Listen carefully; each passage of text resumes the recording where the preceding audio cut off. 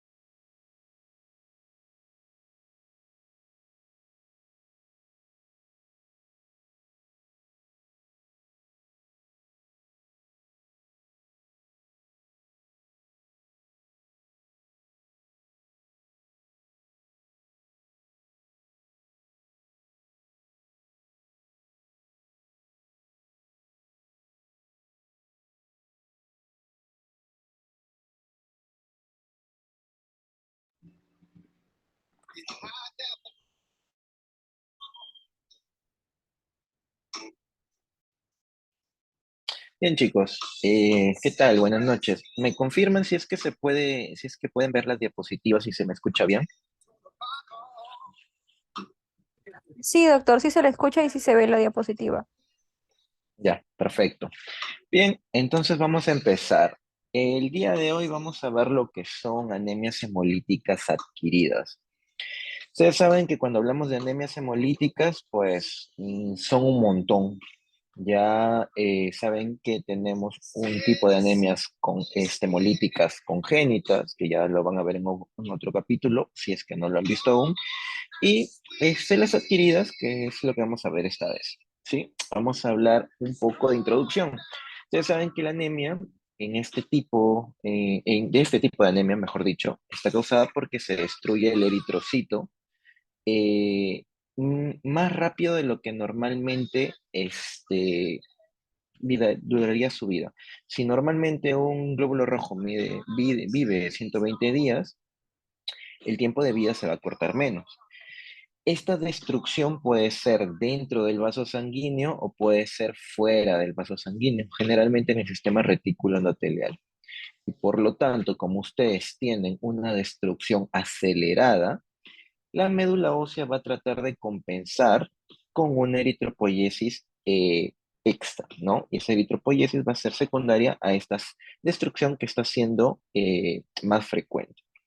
Ahora, ese es un cuadro que siempre le pongo suelo ponerlo para que entiendan un poco cómo es la hematopoiesis, ¿no? En general, no voy a profundizar mucho acá. Nosotros tenemos una célula madre, ¿no? Una multipotencial, que generalmente se va a duplicar a sí misma y al duplicarse a sí misma, pues mantiene su línea, ¿no? La célula madre, y la otra que queda empieza a diferenciarse gracias a un montón de sustancias como interleucinas, factor de necrosis tumoral, etcétera, empieza a tener una diferenciación. Para que sepan, todos los que son glóbulos rojos, serie roja, va a derivar del precursor común mieloide. No solo del precursor mieloide va a ser los granulocitos, va a ser todo. Los granulocitos, la serie roja, las plaquetas, y aquí también podemos ver que van a salir lo que son algunas otras células como macrófagos y células dendríticas, ¿sí? Que derivan obviamente del monoblasto, que viene del mieloblasto, ¿ok? Entonces, eh, ustedes saben también por otro lado que cuando hablamos de anemia tenemos varios tipos de clasificación. Tenemos anemia de acuerdo al volumen corpuscular medio, ¿no? Tenemos otra forma de clasificar que es regenerativa y arregenerativa. Y para ello vamos a tener que usar lo que son los reticulocitos. Entonces, eso es muy importante porque una anemia hemolítica es una anemia regenerativa, ¿sí? Por eso es que cuando se destruyen de forma acelerada los glóbulos rojos, se destruyen antes de cumplir sus 120 días, pues va a haber un aumento de reticulocitos por parte de la médula para tratar de compensar esta falta, ¿sí? Ahora, cuando ustedes piden reticulocitos, ojo, ustedes no van a usar el valor absoluto de los reticulocitos. Ustedes van a usar este valor, corregirlos, ¿ya? Y sacar lo que se llama el índice de producción reticulocitaria, que es el IPR, ¿sí? Esto se hace con una fórmula que lo pueden encontrar sencillamente en Google, ponen índice de producción eritrocitaria, calculadora, y ahí les van a pedir dos parámetros, lo que son el conteo de reticulocitos y el hematocrito del paciente. ¿Por qué? Porque no es lo mismo encontrar reticulocitos, digamos, del 10% en un paciente con un hematocrito de 30% que con un paciente que tiene la misma cantidad de reticulocitos y un hematocrito de 40%, digamos así, ¿sí? Los reticulocitos van a variar de acuerdo a la cantidad de hematocrito que tenga, ¿sí? Entonces, solamente se los quiero mencionar, ¿ya? Siempre que tengan reticulocitos, no se guíen de la cantidad. Tienen que usar esa cantidad y ponerla en su calculadora que es IPR, índice de producción reticulocitaria, ¿sí? Y de acuerdo a eso, van a ver que si es menor de 3, de 2 a 3, es regenerativa, si es mayor a 2 a 3, es regenerativa. ¿Cuál es la clínica que van a tener en un paciente con anemia hemolítica? Pues la clínica generalmente va a ser, si el glóbulo rojo se rompe, ¿sí? La hemoglobina se libera. Y al liberarse la hemoglobina, pues esta va a ser degradada, aumentando lo que es mi bilirrubina, sobre todo bilirrubina indirecta, lo cual me va a dar una ictericia, ¿no? Que vemos acá, por ejemplo, coloración amarilla de la piel, generalmente es más notorio a nivel de escleras, ¿no? De mucosas, y otra de las cosas que vamos a tener es la esplenomegalia, ¿sí? La esplenomegalia va a ser muy característica de la anemia hemolítica, sobre todo en pacientes que tienen una anemia hemolítica crónica generalmente, ¿sí? Ojo, en medicina no es absoluto, ¿sí? No estoy diciendo que en las crónicas solamente va a haber esplenomegalia, puede haber también una aguda, pero no es lo más común, ¿sí? Se asocia más a anemias hemolíticas crónicas. ¿De acuerdo? Y por último, pues, si ustedes tienen destrucción de glóbulos rojos, disminuyen los glóbulos rojos, van a tener anemia. Una forma de clasificar la anemia hemolítica en general, tenemos varios, ¿no? De acuerdo al mecanismo, de acuerdo al sitio de hemólisis y de acuerdo a la duración. Hace poco, en la lámina anterior, hemos hablado de que podemos clasificarlas que son agudas o si son crónicas. Y como ven, esa clasificación en crónica generalmente pueden cursar con esplenomegalia, ¿sí? Y generalmente son extravasculares, mientras que las agudas suelen ser intravasculares, ¿sí? Y no hay mucho esplenomegalia, pero eso no quita el hecho de que pueda haber, ¿de acuerdo? Ahora, la otra tipo de clasificación es de acuerdo al lugar donde embolizan. Es extravascular en el sistema endotelial, en este caso en el vaso, o si es intravascular, que como su mismo nombre lo dice, es dentro del vaso.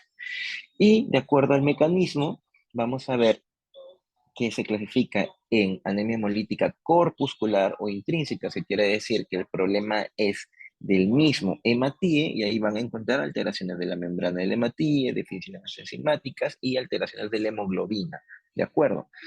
Pero hoy día nos vamos a centrar acá, que son las anemias hemolíticas extracorpusculares o extrínsecas. Quiere decir que no, el problema no va a ser del glóbulo rojo, sino va a ser algo que la destrucción va a ser mediada por algo ajeno a él, ¿no? Por ejemplo, la presencia de anticuerpos, auto o aloanticuerpos, o problemas o sea, o situaciones en las que el glóbulo rojo se fragmente, que puede ser por una microangiopatía, de repente por agentes físicos, por el hiperesplenismo, infecciones, por ejemplo, por paludismo, etcétera, ¿sí? Ahora, este es un cuadro básicamente que resume esto, ¿sí? Esta parte de acá, esto. Y si se dan cuenta, aquí he puesto un cuadrito en rojo donde menciona hemoglobinuria paroxística nocturna. Solamente para que sepan o lo tengan un poco presente, como ya mencioné, las anemias hemolíticas congénitas suelen ser intracorpusculares, mientras que las anemias hemolíticas adquiridas son extracorpusculares. ¿Por qué les puse este en rojo? Porque la hemoglobinuria paroxística nocturna va a ser la única anemia, la única anemia hemolítica adquirida, ¿sí? Adquirida, pero va a ser el mecanismo va a ser intracorpuscular, ¿de acuerdo? ¿Sí? Ojo, lo vuelvo a repetir, la hemoglobinuria paroxística nocturna es una anemia hemolítica adquirida, pero va a ser intracorpuscular, va a ser la única que va a hacer eso. El resto, tal cual ven en los cuadros. Más adelante vamos a hablar más de lo que es la hemoglobinuria paroxística nocturna, por qué se da, etc. En este cuadro que les traigo es una clasificación específicamente de anemias hemolíticas adquiridas. Cuando hablamos de anemias hemolíticas adquiridas, vamos a tener causas inmunes y causas no inmunes. Como mencioné unas láminas atrás, en las inmunes pueden ser producto de autoinmunización por un autoanticuerpo, ¿sí? Una aloinmunización que puede ser un anticuerpo que se va a formar porque hay un contacto con un agente externo. Por ejemplo, una transfusión, ¿no? Una transfusión, el cuerpo reconoce ajeno a esas unidades de sangre, ¿no? A esos hematíes y produce aloanticuerpos, ¿sí? Y la hemólisis inmunológica, que esto se puede dar también por el uso de medicamentos. Por otro lado, cuando nos vamos a las hemólisis no inmunológicas, podemos clasificarlos en síndrome de fragmentación de Matías, que quiere decir una microangiopatía trombótica, que es el famoso MAT. Cuando hablemos de los MAT, de las microangiopatías trombóticas, ustedes tienen que tener en la cabeza estas que están aquí. El PTT, que es la púrpura trombocitopénica trombótica, que es bastante preguntado en los exámenes. El síndrome urémico hemolítico, que se asocia a una infección por E. coli, que tiene un serotipo específico. Y aquí también faltaría, no está en la imagen, pero lo que se conoce como síndrome de HELP, que básicamente es una complicación en las mujeres gestantes, ¿sí? Esas tres eso, cuando piensa en una microangiopatía trombótica, las más resaltantes son esas tres: PTT, el SHU, que es el síndrome urémico hemolítico, y el síndrome de HELP. Ahora, aparte de estas microangiopatías trombóticas, ¿sí?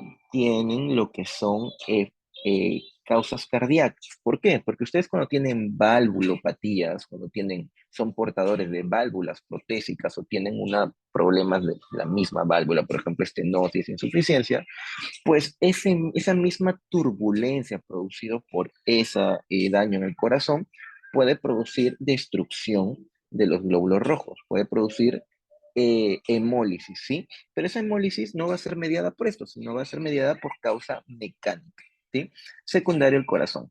Aquí en los MAC también van a ser por causa mecánica, pero básicamente va a ser porque en los vasos sanguíneos va a haber generalmente va a haber consumo de plaquetas, ¿sí? Las plaquetas se van a agregar, van a producir estenosis, y los glóbulos rojos al pasar por esos lugares estenosados van a destruirse. ¿De acuerdo? Igual, más adelante lo vamos a conversar un poco más. Ahora, por otro lado, tenemos las causas, dentro de las causas no inmunológicas, tenemos agresión directa del glóbulo rojo por algún agente infeccioso químico. Dentro de los agentes infecciosos, tenemos hemólisis, que puede ser bacteriana, y hemólisis palúdica. Siempre que piensen en anemia hemolítica no inmune, adquirida, tienen que pensar en malaria. Acuérdense que en el ciclo de la malaria, este parásito va a madurar, va a crecer dentro de los glóbulos rojos, ¿sí? Entonces, al completar su ciclo de reproducción, va a romper ese glóbulo rojo, ¿de acuerdo? Entonces, esa es una cosa muy común. La babeciosis, perdón, también va a ser una de las causas, ¿de acuerdo? Y una hemólisis química, bueno, depende también de que se aparecen algunas sustancias que pueden producir destrucción o alteración en la superficie del glóbulo rojo, ¿sí? Ahora, dentro también de las no inmunológicas está la hemoglobinuria paroxística nocturna, que básicamente es, como ya les mencioné, es una anemia hemolítica adquirida que va a tener una causa intrínseca. Va a haber una alteración de unos receptores de superficie que ya les voy a mencionar adelante. ¿Cómo diferencio o podría diferenciar una hemólisis intravascular de una extravascular? Generalmente, solamente traten de imaginar, mi glóbulo rojo se rompe, se libera en mi sangre. Ustedes saben que la sangre al final es filtrada por el riñón, ¿correcto? Si esa hemoglobina libre no llega a unirse a la aptoglobina, o la aptoglobina es insuficiente para poder atrapar, digamos así, toda esa hemoglobina, pues lo más lógico es que esta hemoglobina llegue al riñón, ¿correcto? Entonces, lo que yo voy a tener primero, en primer lugar, es una hemoglobina libre en el plasma, que es una hemoglobinemia. Luego esto va a llegar al riñón y por lo tanto voy a tener una hemoglobina libre en orina, una hemoglobinuria, y por lo tanto voy a tener hemosiderina en orina, que se va a llamar hemosidenuria. A diferencia que la hemólisis a diferencia de la hemólisis extravascular, que generalmente se da en el sistema reticulo endotelial. ¿Qué característica hay de la hemólisis intravascular? Pues que si hay hemoglobina libre y llega a mi riñón, pues puede haber un riesgo de un daño renal, no una falla renal aguda, una incuria renal aguda, producto de esa toxicidad. ¿Sí? Y al haber si hemosidenuria, vamos a ver que la orina va a salir colúrica. Aquí, como ven en la imagen, vemos hemoglobina clara, ¿sí? Y aquí en esos primeros, pues vemos una orina turbia. Básicamente siempre lo comparan como Coca-Cola, ¿sí? Y eso es producida por esto, ¿sí? Por todo lo que les acabo de mencionar. Ahora, dentro de las anemias, vamos a tocar lo que son las anemias hemolíticas inmunes. Siempre ustedes tienen que pensar cuando hablen anemias hemolíticas inmunes, ¿ya? Siempre tienen que pensar en la cabeza por anticuerpos calientes, ¿sí? Esta es perdón, esta anemia hemolítica inmune, la más frecuente es por anticuerpos calientes. ¿De acuerdo?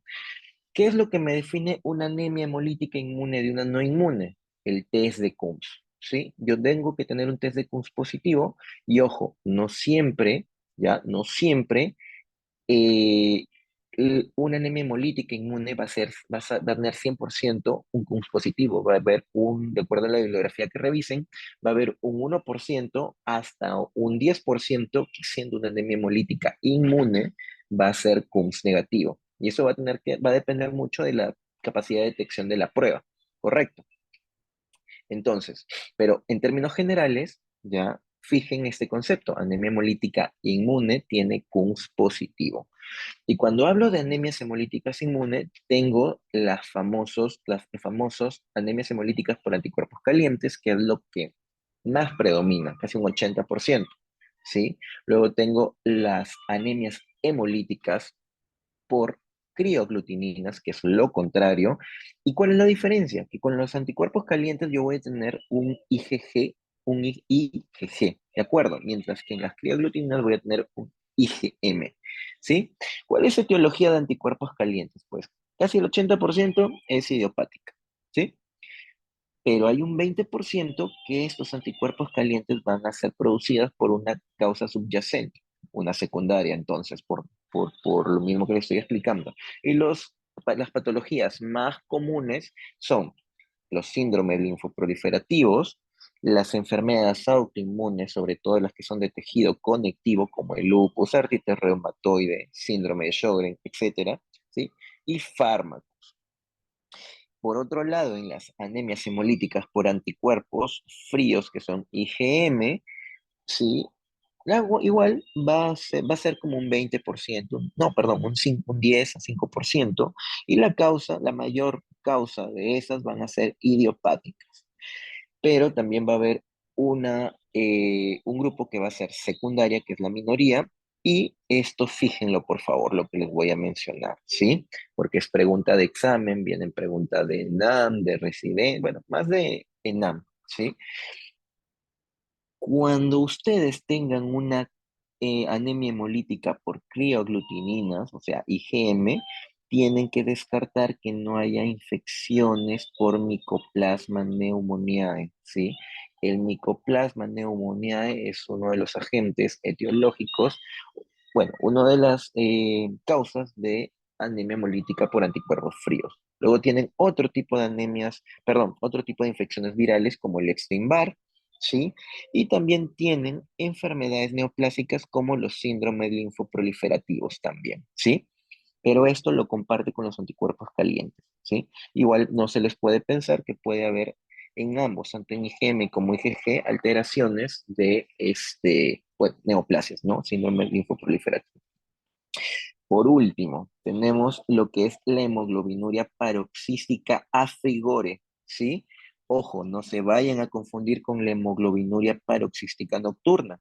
Una cosa es hemoglobinuria paroxística nocturna y otra cosa es a frigore. Y esta hemoglobinuria paroxística a frigore también es conocida como eh, hemoglobinuria eh, o anemia hemolítica por anticuerpos bifásicos, ¿sí? O del Donald Landsteiner, por si acaso, si de repente en su bibliografía lo encuentran con otro nombre, ¿sí? Esta es la más rara de todas, es muy poco común y generalmente esta se asocia a la infección por sífilis. Obviamente antes, cuando no se conocía mucho de sífilis, pues esto era más frecuente. Sin embargo, después de la penicilina, cuando encontraron tratamiento y mejoró el tema de la sífilis, la incidencia de este tipo de anemia hemolítica disminuyó bastante, ¿sí? Por eso es que ahora se considera como una enfermedad rara, ¿sí? Y la otra etiología también de esta hemoglobinuria paroxística a frigore o por anticuerpos bifásicos bueno, hemolicinas difásicas o de Donald Landsteiner, puede ser también de etiología postviral generalmente en niños, ¿sí? Pero es muy rara. Ahora, en este cuadrito o en este circulito que ven abajo, les he puesto síndrome de Evans. ¿Por qué? Porque también es un concepto que ustedes tienen que fijar. Cuando ustedes tienen una anemia hemolítica sola, genial, anemia hemolítica inmune. Pero si por algún motivo ustedes encuentran una plaquetopenia y ustedes confirman que esa plaquetopenia también es por una etiología inmune, por anticuerpos, ustedes están frente a un síndrome de Evans. En conclusión, el síndrome de Evans es la unión de una anemia hemolítica autoinmune con una plaquetopenia inmune. ¿Correcto? ¿Sí? Fijen ese concepto también. Ese es un cuadrito, básicamente, un resumen para que puedan diferenciar los tres tipos de anticuerpos, ¿sí? Calientes, fríos, crioglutininas, perdón, en medio con la lengua trabada hoy día, y las hemolicinas difásicas, ¿ok? Diferencias. Calientes es IgG. A veces puede ser IgA, y cuando dice IgM lo menciona porque a veces también puede ser, pero es rarísimo. O también puede haber anticuerpos que son mixtos, que pueden ser IgG, IgM, o sea, anticuerpos calientes y fríos a la misma vez, ¿sí? Pero en términos generales es IgG e IgA. Crioglutininas o anticuerpos fríos siempre va a ser IgM y la de Donald Landsteiner siempre va a ser IgG. ¿De acuerdo? Diferencias también es cómo actúa el complemento, la fijación del complemento. Los que van a fijar más complemento acá son los anticuerpos fríos y los de Donald Landsteiner, ¿sí? ¿Por qué le dicen anticuerpos calientes? Porque van a hemolizar, se van a activar y los glóbulos rojos van a hemolizarse a una temperatura corporal, 37 grados. ¿Por qué se llaman anticuerpos fríos? Porque generalmente aglutininan a temperaturas bajas, ¿sí? Y la diferencia con lo que son hemolicinas bifásicas o de Donald Landsteiner es que primero los anticuerpos se van a fijar en frío, por eso le dicen bifásicas, porque va a tener dos fases. Los anticuerpos se van a fijar al glóbulo rojo en el frío, sí, a temperaturas bajas, pero van a hemolizar cuando llegue a una temperatura alta. Quiere decir que cuando entran a la circulación sanguínea, que obviamente tienen tiene la temperatura de 37 grados, que es la temperatura corporal, va a empezar la hemólisis, ¿sí? Acá hay dos fases, la fase de fijación, que es con frío, y la fase de hemólisis, que es con temperatura ya corporal, ¿ok? La frecuencia, ya saben que la de anticuerpos calientes es más, los fríos menos, la de Donald Steiner mucho menos, ¿sí? Generalmente anticuerpos calientes es exclínica, o sea, extravascular, y en las otras dos generalmente son intravasculares. Las etiologías ya se las puse acá, igual van a tener las diapositivas. Y en el diagnóstico, pues básicamente, ¿qué es lo que mencioné? Que van a tener que pedir para saber si es una anemia hemolítica o un CUMS. Pero no solamente voy a quedarme con un CUMS directo, ¿sí? Porque generalmente cuando piden un CUMS directo, lo que hacen es eh, pedir si es positivo o negativo, ¿sí? O sea, solamente les mencionan eso.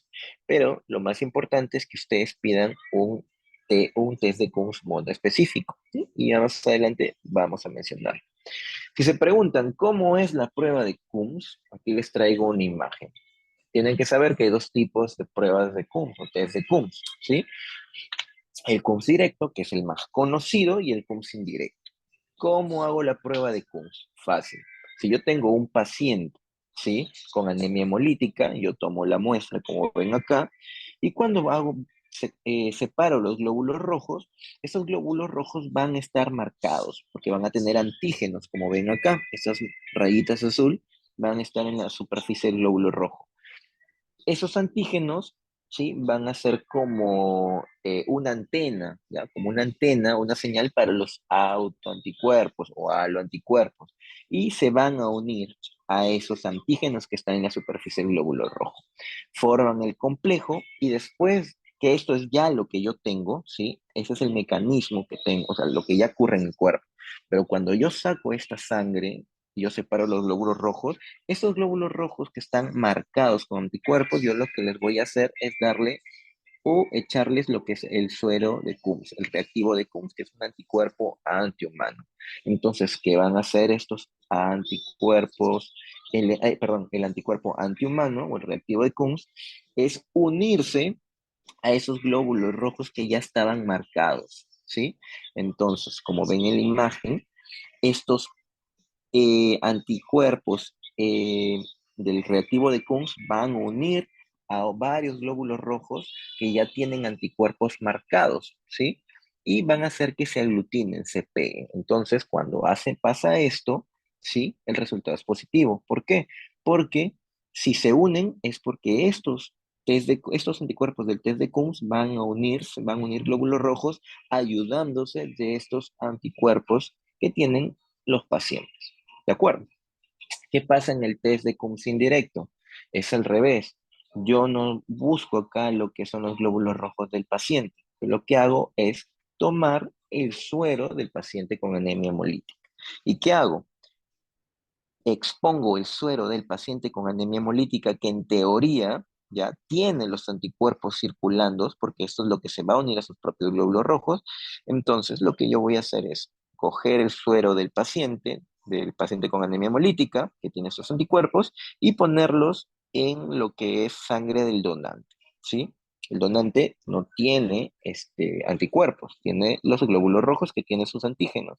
Entonces, al unir el suero del donante perdón, el suero del paciente con anemia hemolítica, el suero del donante, se van a unir, ¿no? Se van a unir si es que tienen estos receptores y si hay anticuerpos, ¿sí? O sea, el glóbulo rojo va a tener los receptores siempre, pero lo que no va a haber en un paciente sano son estos anticuerpos, mientras que en un paciente que tiene anemia hemolítica sí va a haber anticuerpos en este suero y van a terminar uniéndose igual que acá. Y a partir de acá es igual acá. Se le agrega el suero de Coombs. Si es que se unieron esos anticuerpos a los antígenos de superficie del glóbulo rojo, pues van a hacer que el suero de Coombs va a hacer que se peguen entre ellos y va a hacer aglutinación, ¿sí? Ahora, como les mencioné, cuando ustedes piden un test de Coombs, normalmente piden un test de Coombs y les van a decir positivo, negativo. Si es positivo, una cruz de intensidad, dos cruz de intensidad, tres cruz de intensidad, etcétera, hasta cuatro. Pero ustedes, eso a ustedes no les va a ayudar si son anticuerpos calientes o anticuerpos fríos. Y créanme que es muy importante porque depende de eso del tratamiento que van a dar. El tratamiento difiere si es que es por uno o por otro. Entonces ustedes tienen que saber el tipo de anticuerpos. Y es ustedes donde tienen que pedir el test de Coombs monoespecífico. ¿Por qué? Porque ahí les van a decir si es IgG, si es IgM, si es IgA y si marca complemento. Y como vieron acá en esta imagen, pues acá les dice qué anticuerpos marca específicamente, ¿sí? Y si fija complemento, ¿de acuerdo? Ahora, ¿cuál es el tratamiento de las pacientes con anemia hemolítica inmune? Va a depender si yo tengo anemia hemolítica por anticuerpos calientes o por anticuerpos fríos. En términos generales, si yo tengo una anemia hemolítica secundaria, inmune secundaria, que tengo que tratar la causa de base. Si me la causó un linfoma, un síndrome linfoproliferativo, manejar esa causa de base. Si me la causó una infección, manejar la causa de base de la infección. Pero si ustedes van a hablar específicamente, si empezamos a hablar de tratamiento para anemia hemolítica de anticuerpos calientes, el tratamiento ahí son los corticoides, es el tratamiento de primera línea, ¿sí? Ahora, va a haber un grupo de pacientes que van a responder, hay otros que no, y en esos también se puede optar por la esplenectomía, ¿sí? También pueden tener inmunosupresores, incluso pueden tener tratamientos monoclonales, con medicamentos anticuerpos monoclonales, ¿sí? Como el rituximab. Hoy en día hay un montón de alternativas terapéuticas, ¿sí? La primera son los corticoides porque son los más baratos, los más cómodos, eh, los que tienen el efecto más rápido, pero también hay que ver que tiene efectos secundarios, ¿sí? Pero esta es la primera línea. Ahora, en un paciente con anemia hemolítica por anticuerpos fríos, ¿sí? El tratamiento va a variar. Generalmente, y esto fíjenlo también, los corticoides no van a ser efectivos para la anemia hemolítica por anticuerpos fríos, ¿sí? O sea, las guías te dicen, lo puedes dar como que no, ¿sí? Incluso no lo recomiendan. ¿Por qué? Porque no hay evidencia que diga que los corticoides funcionan para anemia hemolítica por anticuerpos fríos. Sí para las anemias hemolíticas por anticuerpos calientes. Y el tratamiento también en las anemias hemolíticas por anticuerpos fríos, pues bueno, manejo de la causa de base, que como vimos se asociaba mucho a infecciones virales o a síndrome linfoproliferativos, ¿sí? Y también si el paciente con anticuerpos fríos, sabemos que esos anticuerpos, mejor dicho, perdón, paciente con anemia hemolítica por anticuerpos fríos, sabemos que hemolizan a temperaturas bajas, ¿qué es lo que le vamos a decir al paciente? Que evite el frío, porque el frío va a exacerbar la hemólisis, por eso se llama anemia hemolítica por anticuerpos fríos, ¿sí? Porque esa hemólisis o los anticuerpos se van a activar, van a hacer que hemolicen los glóbulos rojos a temperaturas bajas. Y aquí el tratamiento, no, como les digo, no va a ser corticoides, la esplenectomía tampoco, pero sí se puede usar rituximab, que es el anticuerpo monoclonal. Es más, lo suelen usar como el tratamiento de elección, ¿sí? Esa es la gran diferencia, ¿sí? Ahora, acuérdense que cuando hablen de anemia hemolítica autoinmune o inmune, ustedes no van a transfundir al paciente como en las otras anemias. ¿Por qué? porque al transfundir sangre, ustedes van a exacerbar la hemólisis porque están exponiendo a un paciente a más anticuerpos. O mejor dicho, cuando le pasan sangre, estimulan a su sistema inmune, activan su sistema inmune, porque están reconociendo, el cuerpo reconoce que esa sangre, por más que sea el mismo grupo sanguíneo que tienen ustedes, va a reconocerlo como ajeno. Entonces, solamente se transfunden en pacientes en casos puntuales, como por ejemplo, paciente que tiene una inestabilidad hemodinámica, pacientes que tienen anemia sintomática, ¿sí? Y si pasa eso, se tiene que pasar con tratamiento previo, en lento y en monitoreo porque pueden empeorar esa hemólisis, ¿de acuerdo? Y una última cosa, cuando tienen anemia hemolítica, cuando hay una destrucción mayor, si ustedes ya llevaron su clase de anemia por deficiencia de ácido fólico y vitamina B12, saben que tanto el hierro como la vitamina B12 y el ácido fólico son sustratos que la médula ósea usa para producir células. ¿Cuál de los dos se acaba más rápido? El ácido fólico y la vitamina B12 se acaba más rápido, las reservas se acaban más rápido las del folato, ¿sí? Las del ácido fólico se acaban más rápido. Y si ustedes estimulan, están haciendo que su médula produzca por esa destrucción, sus reservas de ácido fólico van a disminuir. Por lo que ustedes siempre tienen que dar como un tratamiento complementario, ¿sí? El ácido fólico, ¿sí? Básico en las anemias hemolíticas en general, sobre todo si es que tienen una anemia hemolítica autoinmune. Ahora, hay un término, o mejor, hay una patología que también es muy común, bueno, no es muy común, pero es muy importante que la sepan, incluso cuando vayan a rotar ginecobstetricia más adelante en ciclos posteriores, van a tocar este tema. Y esta es la anemia hemolítica inmune por alloanticuerpos, ¿sí? Y esto, un ejemplo de esto es la eritroblastosis fetal, ¿sí? ¿Qué es la eritroblastosis fetal? Pues acá les pongo un ejemplo, ¿sí? Más práctico, porque creo que con figuritas lo van a entender mejor. ¿Qué pasa si una señora que es RH negativo se casa con un señor que es RH positivo y el bebé eh, adquiere o hereda el grupo sanguíneo del papá, ¿sí? ¿Qué pasa? Que la mamá, por ser RH negativo, va a generar anticuerpos contra el feto, ¿sí? Que es RH positivo. Lamentablemente, el feto tuvo la mala suerte de que sus papás tenían grupo RH contrario y heredó el del papá en vez de heredar el de la mamá. Porque si hubiera sido negativo, no, los anticuerpos bueno, el RH, el organismo de la madre no iba a hacerle nada. Pero en este caso, como es negativo y es positivo, el organismo de la madre le va a producir hemólisis, ¿no? Van a pasar anticuerpos y van a molestar, a hacer que el bebé se altere. Por suerte, esto generalmente no ocurre en el primer embarazo, ¿sí? En el primer embarazo, por más que ocurra esto, no pasa nada, porque en el primer embarazo funciona como sensibilización. El problema ocurre cuando yo tengo o esta mujer va a tener un segundo embarazo, porque ya en ese entonces ya va a tener los anticuerpos porque se sensibilizó en el primero, ¿correcto? Es por eso que en las gestantes siempre suelen hacer sus screening de ver el grupo sanguíneo, porque si ven que es RH negativa en la mamá, tienen que buscar si el papá, hacerle grupo sanguíneo al papá, a ver si es RH positivo, porque hay un riesgo de que el bebé haya heredado el del papá y ocurra este problema, ¿sí? Acuérdense que durante el primer embarazo no pasa nada, ¿ya? Porque se sensibiliza, pero a partir del segundo, tercero, sí puede haber problemas, incluso puede haber muerte fetal, ¿sí? Entonces, eso es lo que pasa, ¿sí? Se crean anticuerpos, ¿sí?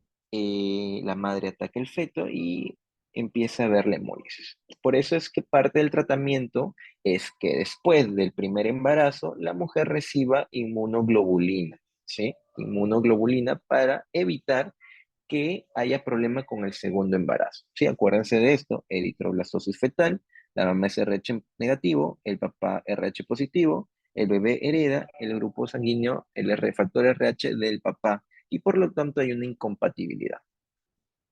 Bueno, Esto ya es otra cosa. Ahora vamos a hablar de las anemias hemolíticas no inmunes. El primero y el que les hablé hace rato y que les dije que les iba a explicar es la hemoglobinuria paroxística nocturna.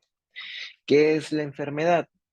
¿Qué es esta enfermedad? Es una anemia hemolítica adquirida, ¿sí? Intrínseca, ¿sí? Intrínseca. Antes de esto, le voy a explicar por qué les llamaban hemoglobinuria. Les voy a decir por qué le llamaban hemoglobinuria paroxística nocturna. ¿Por qué? Porque tenía hemoglobina en orina, paroxística, porque ocurría de forma paroxística. Su mismo nombre lo dice, no, ustedes lo entienden, no creo que sea necesario explicarlo. Y nocturna porque antes se pensaba que ocurría en las noches. Pero ahora se sabe que más de los que un 3/4 de los pacientes no tienen hemoglobinuria detectada, no es paroxística y no es nocturna, porque puede ser a lo largo del día. Porque antes pensaban que era nocturna, porque cuando uno se levantaba y voy a ponerles, perdón, esta imagen de acá, cuando un paciente, una persona que tenía esto, se va a dormir, pues en la mañana, cuando orina, la orina está bien concentrada y por lo tanto, como salía así este color, se pensaba que solo se daba en las noches, pero no era por eso, sino que la orina se concentra más en la noche porque el paciente está durmiendo. Entonces, no es como en la mañana que pues iba al baño, orinaba cada rato, ¿sí? Por eso es que esto era clásico amanecer, atardeceres claros, amaneceres oscuros. El paciente en la mañana orinaba, durante el día orinaba claro, claro, claro, pero cuando se levantaba, orinaba así, ¿sí? Por eso se creía y se le decía hemoglobinuria paroxística nocturna, pero hoy se sabe, ¿sí? Que no es paroxística, no es nocturna, ¿sí? Y no todos tienen, se le detecta hemoglobinuria. ¿Y por qué se da? ¿Por qué les dije que era algo eh, adquirido e intrínseco? Porque generalmente esta enfermedad ocurre por una mutación en un gen que se llama PIG-A, PIG-A, ¿sí? Y este gen va a ser una mutación somática en este gen y lo que va a hacer es regular lo que son estas proteínas de membrana, que es el CE59 y el CE55. ¿Qué pasa? Que al haber una alteración en ese gen, no va a haber estas proteínas que tienen una función muy importante, que es regular la función del complemento.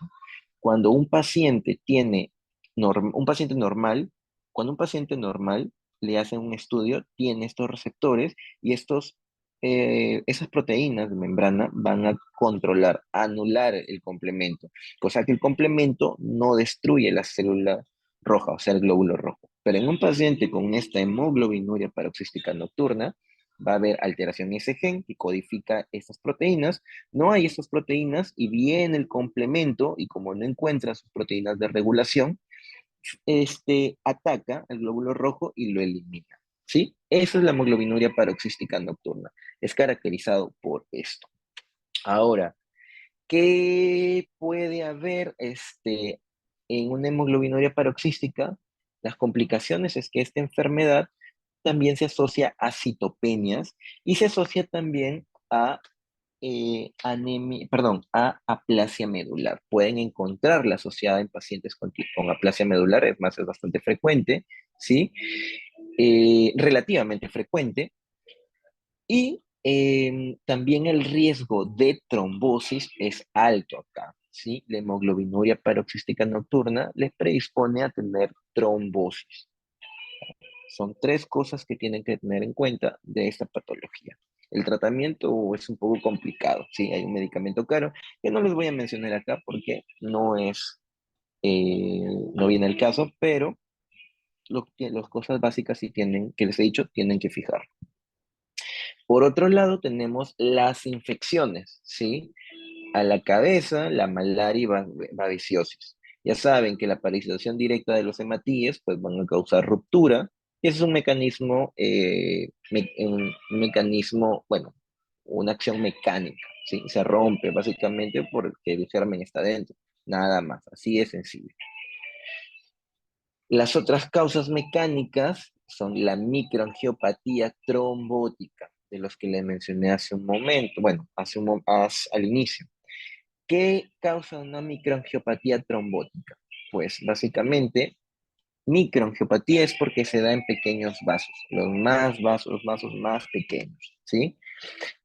Trombótica porque va a haber consumo de plaquetas, se van a pegar, forman trombos, ¿ya? Y microangiopatía, pues angiopatía viene de vasos. Entonces, ¿qué va a pasar acá? Pues la anemia hemolítica se va a dar porque va a haber una turbulencia, ¿no? A nivel de esos vasos muy pequeños, ¿sí? Y esa turbulencia que hay en esos pequeños vasos va a producir que se activen las plaquetas, ¿no? Ah, saben que no, si no han llevado todavía algo de hemostasia, cuando hay una alteración en el endotelio o en el flujo de la sangre, se activan factores de coagulación. Y los factores de coagulación trabajan de la mano con las plaquetas, ¿sí? Entonces, estas se activan, obstruyen un poco, se agregan, consumen plaquetas por esta agregación, obstruyen un poco los vasos pequeñitos y los glóbulos rojos, al pasar por esos vasos muy pequeños y muy obstruidos, van a soportar una presión tan fuerte que va a hacer que se rompan, ¿sí? Por eso es que se llama anemia hemolítica microangiopática, ¿sí? Por esa ruptura de los glóbulos rojos y trombótica en estos casos, en este caso microangiopatía trombótica, porque por esa alteración del flujo, turbulencia, se va a agregar, se van a activar las plaquetas, ¿sí? Entonces, ¿qué voy a tener? Voy a tener, si tengo un consumo exagerado de plaquetas, voy a tener un grado de plaquetopenia, y si tengo una anemia hemolítica, pues voy a tener una anemia, ¿sí? Y en esta imagen que la voy a agrandar, les voy a mostrar las típicas células rojas rotas, ¿sí? Los glóbulos rojos rotos que ocurren en una microangiopatía trombótica, es decir, que pueden encontrarlo en un síndrome de HELP, un SHU o un PTT. Y son estas de acá, ¿ya? Estas de acá que parecen medios como casquitos, ¿sí? Esos se llaman esquistocitos, ¿ya? Palabra mágica, esquistocitos. Ustedes si ven la palabra esquistocitos, significa que ha habido anemia hemolítica microangiopática, ¿sí? Porque hay una microangiopatía. Acuérdense bien, ¿ya? Esquistocitos, ¿sí? Ahora, una característica de los MAT o de las microangiopatías trombóticas es que esta anemia hemolítica, como no va a ser una causa inmune, sino mecánica, que les va a apoyar este diagnóstico, que el CUMS directo sea negativo, porque si el CUMS directo es para definir si es inmune, si sale negativo, nos aleja de esto, ¿no? Más sería una causa mecánica, y si está asociada a trombocitopenia, sí, pues tienen que sospechar en esto, ¿sí? En resumen, una microangiopatía trombótica tiene una anemia hemolítica, CUMS directo negativo, trombocitopenia y en el frotis de lámina periférica van a ver los esquizos, famosos esquistocitos. Hablemos de un poco de la púrpura trombocitopénica trombótica, ¿ya? Clásica, es bastante preguntado. Pues esto va a ser una MAC que básicamente se va a caracterizar por una pentada clásica, ¿no?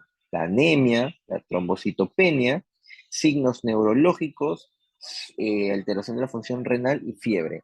Aunque, aunque aquí mencionan que la pentada clásica es 88-98%, un gran porcentaje no van a presentar síntomas neurológicos, un porcentaje significativo no va a tener alteración de la función renal, ¿sí? Y algunos no van a tener fiebre. Así que en la bibliografía van a encontrar esto, pero créanme que en la práctica no siempre van a encontrarlo así. Si lo encuentran los cinco, pucha, si no lo piensan, no están, no pueden, es algo que no se puede perdonar porque está cantado, ¿sí? Ahora, ¿por qué se da esta púrpura trombocitopénica trombótica, PTT? Pues básicamente porque hay una alteración de una sustancia que se llama el ADAMS 13, ¿sí? El ADAMS 13 es algo muy importante. En resumen, ¿qué hace el ADAMS 13? Pues cuando ustedes tienen los multímeros de von Willebrand, que sirven mucho a la hemostasia, generalmente son multímeros muy largos, ¿sí? Entonces, cuando son multímeros muy largos, eh, no ayudan, no ayudan en realidad tanto, ¿sí? Tienen que ser cortados por el Adams 13, ¿sí? Esto es lo que pasa en un sujeto normal. Estos multímeros largos son cortados por el Adams 13 que tiene un paciente. Entonces, sí, va a haber un sistema de, digamos, un sistema de coagulación adecuado, ¿sí? Para no confundirlos mucho. Pero ¿qué pasa en un paciente que tiene un PTT? Pues voy a tener una ausencia de Adams 13, los multímeros van a ser demasiado largos y al ser demasiado largos van a favorecer que las plaquetas se agreguen, se peguen y va a predisponer la trombosis, ¿correcto? Sí, básicamente el PTT es por una deficiencia de Adams 13, la cual puede ser congénita o adquirida. Lo más frecuente es que sea adquirida porque hay anticuerpos contra este factor, con esta sustancia, ¿no? Con este Adams 13, ¿sí? En la congénita no hay anticuerpos, simplemente el cuerpo no produce. Pero en la adquirida produce, pero el cuerpo empieza a producir, el organismo empieza a producir anticuerpos que lo destruyen. Lógicamente, una adquirida, pues lo van a encontrar en un adulto, porque es adquirido, y van a sospechar una congénita en un paciente niño, recién nacido, hay pequeño, que de muy pequeño cursó con estas alteraciones, ¿no? Anemia hemolítica, trombocitopenia, etcétera. El síndrome urémico hemolítico, pues, que es el SHU, es una microangiopatía trombótica que se acompaña de daño renal y está producida por una toxina que es una toxina característica del E. coli, ¿sí? No recuerdo muy bien el serotipo ahorita, creo que es el OH157, ya, no recuerdo, les mentiría, pero está asociado a la infección con E. coli enterohemorrágica. Esto es un cuadro general para que sepan cómo enfocar las microangiopatías trombóticas, ¿no? Si tienen un MAT, ya, anemia hemolítica, plaquetopenia, ¿sí? Y no hay causas secundarias o hay alguna dudas, pues tienen que medir el Adams 3. Obviamente, por cierto, chicos, aquí no hay, ¿sí? Creo que lo pueden mandar a hacer en ROE, pero es un estudio que lo mandan al extranjero y demora 30 días. Y esa es una patología que tiene que ser manejada muy rápido, ¿sí? Que hasta que venga el resultado se murió. Así que eh, tienen que actuar bastante, aquí tienen que usar bastante su clínica y eh, tienen que pensar y usar toda la clínica que tengan, ¿ya? Incluso los exámenes de laboratorio disponibles, porque esto que es el confirmatorio no lo hay. Y si lo hay, demora un montón y es caro. Sí. Si ven que tiene una actividad de Adams 13 menos del 10%, es un PTT. Si no, no lo es. Así de fácil, ¿no? Ahora, si tienes un paciente con una microangiopatía trombótica y ves que hay historia de diarrea y fallo renal, eso es un SHU hasta que se demuestre lo contrario, ¿sí? Tienen que ver el tema de encontrar la toxina Shiga, manejo de ver si hay eh, una infección, ¿sí? Y por otro lado, si tienen saben que hay un una microangiopatía trombótica con anemia hemolítica, ¿sí? Y saben que puede ser secundario a algo más como el síndrome de HEP, ¿no? Pues ahí pueden tener un síndrome de HEP, de repente un MAC secundario, una pancreatitis, que también se han descrito, ¿sí? Pero, obviamente que si ven que esto ocurre en el contexto de una gestante, obviamente ese es un HELP, ¿ya? Hasta demostrar lo contrario, ¿sí? Anemia microangiopática, anemia hemolítica microangiopática, ¿sí? Y plaquetopenia en una gestante, HELP. En un paciente con diarrea y fallo renal, SHU, si es un paciente que de repente encontraron la pentada clásica, ¿no? O si ustedes sospechan mucho que es un PTT porque tiene un montón de esquistocitos, el paciente se ha descompensado muy rápido, pues sospechen en esa patología y lo ideal es pedir un Adams 13 si es que tienen la opción, ¿sí? Tratamiento no les voy a mencionar acá mucho porque es bastante, un poco complejo, no es el tema aquí. Y este es un cuadro final que resume cómo es el abordaje de una anemia. Saben que si tienen una anemia con un BCM elevado, porque a veces, generalmente las anemias hemolíticas tienen un BCM elevado, ¿ya? Aparte de eso, encuentran que tienen marcadores de hemólisis positivos, quieren decir LDH elevada, bilirrubina indirecta elevada, reticulocitos elevados y disminución de la aptoglobina. Acuérdense que la aptoglobina se une a la hemoglobina libre. Si es que yo hemolizo y libero hemoglobina, toda la aptoglobina que tengo ahí circulando se va a consumir porque se va a unir a esta hemoglobina, ¿sí?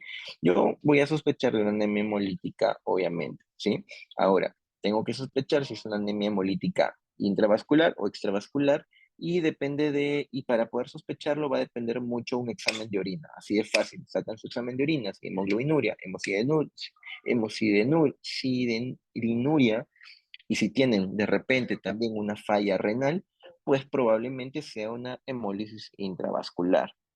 Por otro lado, si es que tienen esplenomegalia, ¿sí? Esplenomegalia y una clínica de hemólisis crónica, lo más probable es que sea extravascular. ¿Qué tienen que pedir en un paciente que tienen anemia hemolítica? CUMS. ¿Por qué? Para saber si es inmune.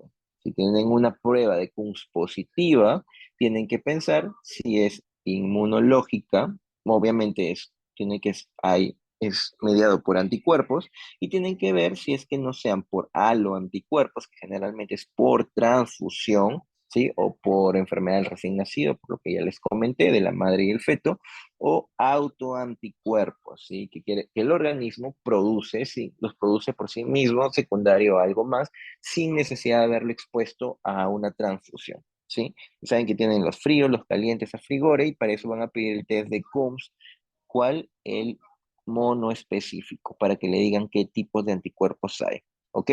Por otro lado, si mi CUMS es negativa, ya voy a decir que no es inmune, obviamente, y voy a revisar el frotí de sangre periférica. La morfología me va a ayudar, porque si hay glóbulos rojos, ¿ya? Si es que ya han llevado la parte de anemia hemolítica congénita, pues si los glóbulos rojos son esferocitos, es una esferocitosis hereditaria, ¿no? Si es en un niño, si son óvalos eliptocitos, es eliptocitosis hereditaria, ¿sí? En este caso, si es que yo encuentro esquistocitos, ya, y plaquetopenia, ya saben que van a pensar, ¿sí? Aquí nos vamos por acá. Y generalmente cuando ven un frotis y ven morfología anormal, tienen que verse historia familiar de anemia hemolítica. Si no ha habido historia familiar y encuentran esquistocitos, sospechan en todo esto, ¿sí? En los MAT, en problemas de corazón, valvulopatía o cualquier otra cosa que produzca una hemólisis mecánica. Si sí hay historias familiares, pues tienen que ver que no sea algo congénito, ¿no? Como ya los mencioné, ferocitosis, etcétera. Y ya para eso pedirán sus estudios respectivos, que no es el caso de esta exposición. La nuestra queda hasta por acá nomás, ¿correcto? Bien, chicos. Les había puesto un caso clínico, pero antes de eso quiero saber si es que hay alguna pregunta. Yo sé que esta es una exposición un poco densa, ¿sí? Es más compleja como para darle en una hora, un par de horas, pero les estoy dando las cosas más simples que les van a servir, que les va a servir a ustedes, ¿sí? Porque ustedes no van a ser hematólogos, o bueno, de repente sí, pero esto ya es algo más de especialidad, ¿sí? Pero sí tienen que saber lo básico. Bien, chicos, ¿hay alguna pregunta?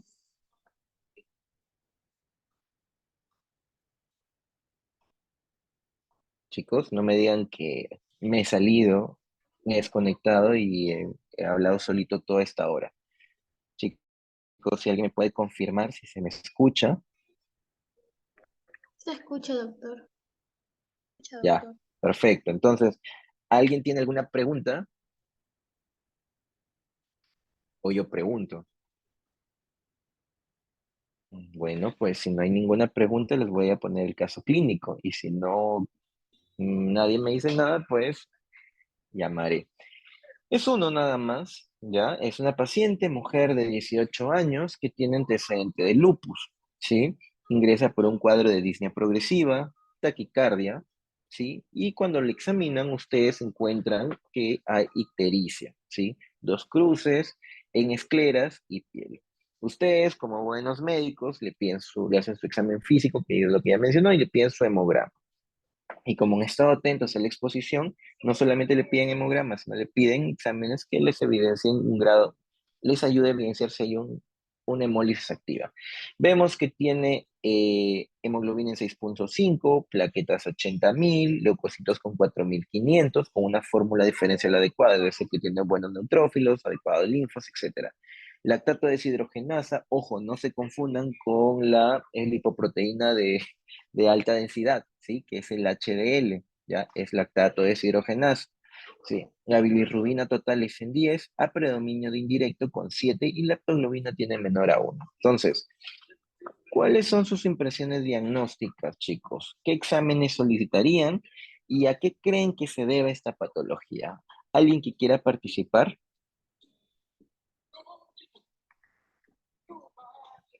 O nadie quiere participar. Entonces vamos a ver. 5, 4, 3, 2, 1.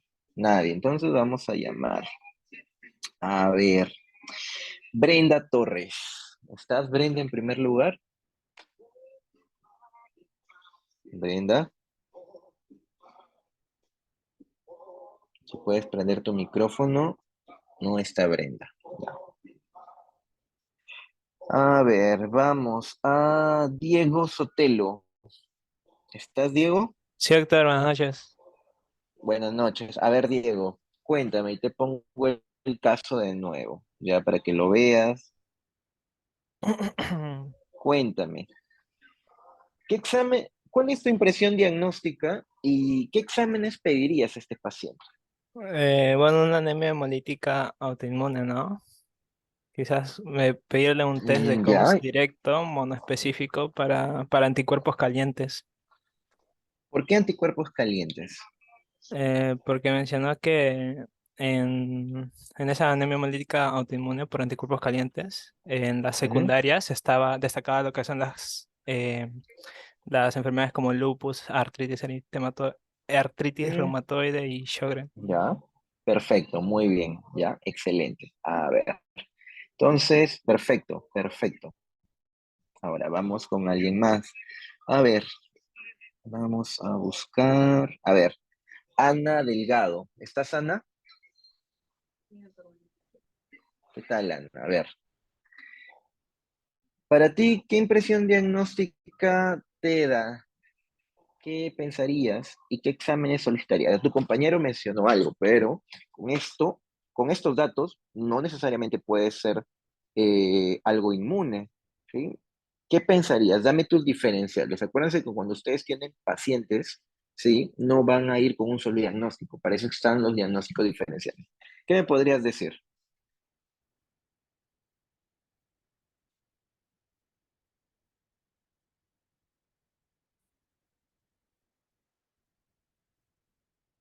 Hola, Ana, ¿me escuchas?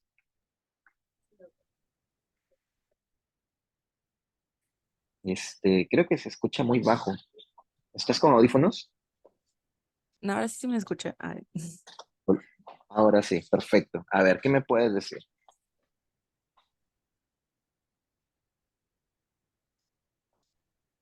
Cualquier cosa que se te ocurra, obviamente basado en algo con sentido, ¿no? Pero si te equivocas no hay problema, pero dilo. ¿Qué piensas que puede tener este paciente? Nada.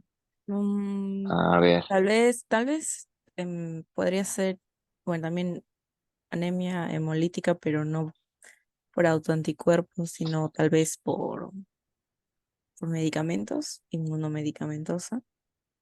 Bueno, ¿por qué no se te escucha? ay, a ver. Ya, perfecto. Ya, está bien, claro, porque no tenemos un CUMS todavía. Entonces, tenemos acá lo que son parámetros de hemólisis, sí, ya, es cierto. Todavía no tenemos un CUMS, solamente tenemos que es anemia hemolítica. Ya, vale, vale, vale. A ver, ¿qué más? A ver, vamos por abajo. Son un montón ustedes hoy día. A ver, Sara Laura. Sara Belén Laura. ¿Estás? ¿No estás? Sara, Sara, no, parece que no está. Entonces nos vamos con Santiago Ordóñez. ¿Estás?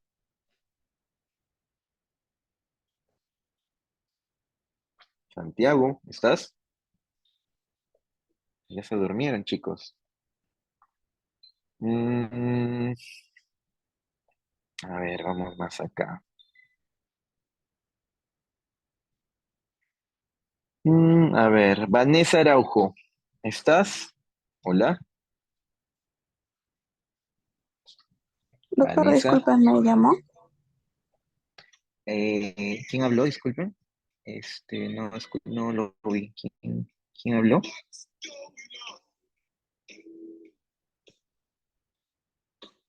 Ya, pero parece que ya no quiere hablar.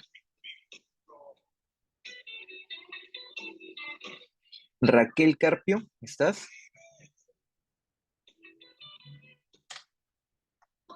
Sí, doctor. A ver, Raquel, ya. Contigo terminamos. Vamos, cuéntame. Ya me mencionaron, bueno, impresiones diagnósticas, qué exámenes pedirían tus dos compañeros anteriores. Dime tú, ¿qué otro examen pedirías? O bueno, si quieres hacer, mencionar los anteriores y agregar algo más, perfecto. Y me vas a responder a qué crees que podría ser esta patología, ¿sí? No, no hay respuestas únicas porque es un caso general para analizar, así que sin miedo. ¿Qué crees de ese paciente? ¿Qué otra cosa crees que puede tener?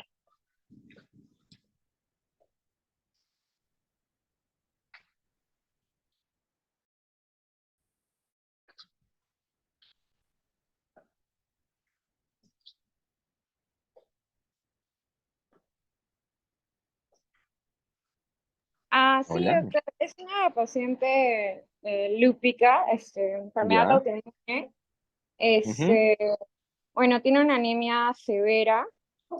Ay, disculpe. ujú, ujú. No te Eh, preocupes. ¿Ya? y sus plaquetas. Impresiones diagnósticas. Bueno, es una anemia hemolítica, posiblemente por la parte Ya, es una anemia de hemolítica, muy bien, ya. por la parte de lupus también sería normocítica normocrómica, por el lupus. Bueno, se tendría que pedir, para Ya. confirmar que es normocítica normocrónica, se tendría que pedir los BCMs, HCM. Mm, Ya. Constantes corpusculares, ya está bien. Pero, ¿qué más pedirías si es una anemia hemolítica? ¿Qué te importa saber?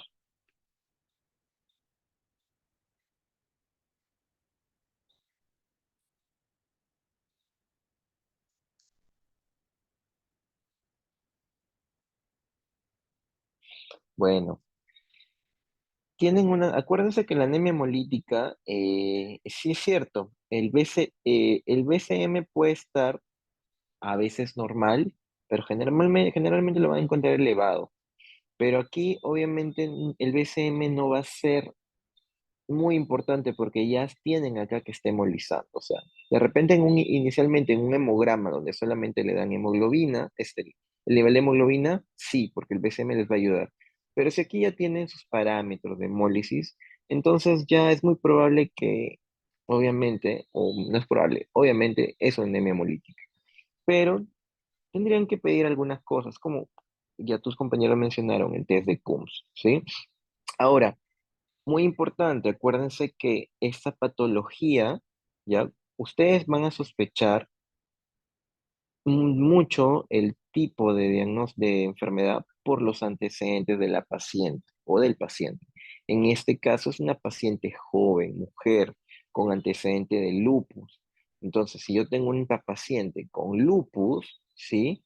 Con síntomas de anemia progresiva, y parámetros de hemólisis, lo más probable es que sea una anemia hemolítica autoinmune por el lupus. Sí, acuérdense que las anemias hemolíticas ya se asocian a otras enfermedades en un porcentaje.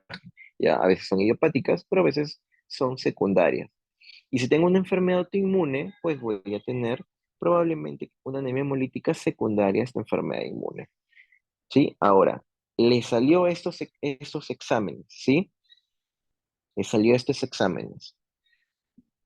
¿Qué me podrían decir sobre esos exámenes? A ver, Vamos arriba, bueno, a la mitad. Héctor Ochoa. Héctor,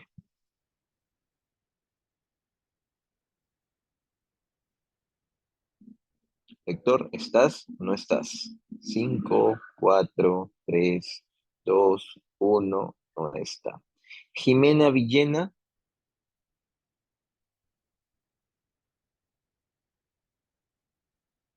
Jimena Villena,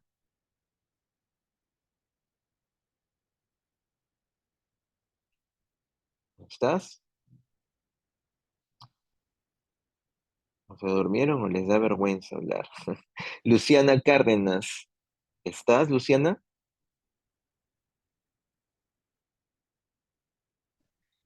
Sí, doctor. Perfecto. A ver, Luciana, tienes este resultado del CUMS. Tienes que te salió positivo 3 cruces y le pediste el monoespecífico y te marcó IgG y complemento. Con este resultado y, y la paciente anterior, con los antecedentes, lo que has visto, ¿qué diagnóstico tiene la paciente? Así, con nombres y apellidos. Igual, por si no lo has visto, te pongo acá el caso.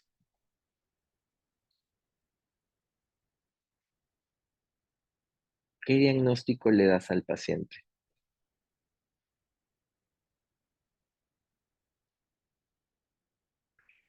Sería una anemia hemolítica inmunológica, ¿no? Por Ya, el COMS ya, positivo. exacto, ya. ¿Qué más? Acuérdate que te estoy dando esta parte, te están dando más, el Ah, monoespecífico. allá, ¿Qué como es sería? por IgG, sería por anticuerpos calientes. Perfecto, ya, muy bien. Es un test de CUMS, perdón, un test de CUMS, es una anemia hemolítica inmune por el tema del CUMS directo positivo, pero ya que tengo el monoespecífico y marca IgG, es por anticuerpos calientes, acuérdense. IgG, sea solo o marque con complemento, que no es muy frecuente, pero se da. Si tiene IgG, es anticuerpos calientes, ¿sí? Muy bien, perfecto. Y bueno, ya el tratamiento, pues sería, como les dije, la causa de base y obviamente si son anticuerpos calientes, tienen que dar corticoides, ¿sí? Bien, chicos, entonces hasta aquí terminamos, ya. Igual les dejo las diapositivas. No sé si de repente alguien tiene otra pregunta, si no, ya lo dejamos aquí. ¿Hay alguna pregunta? ¿Ninguna, chicos? No, claro, no, 5, gracias. ya, perfecto. Ok, chicos, entonces aquí lo dejamos. Sí, mucha suerte, que descansen, nos vemos. Gracias, doctor. Hasta luego. Gracias, doctor. Gracias.